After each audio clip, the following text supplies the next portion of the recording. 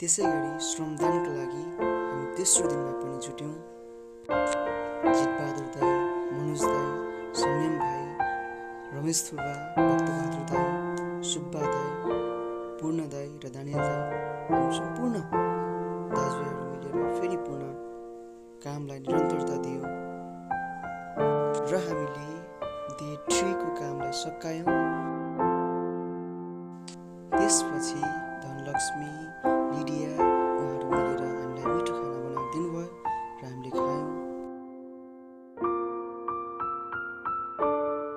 त्यसपछि केही दाजुभाइहरू काम सकेर घर जानुभयो र हामी पनि केही समय बस्यौँ।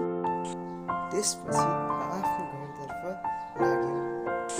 यसरी हाम्रो डे 3 को काम सम्पन्न भयो।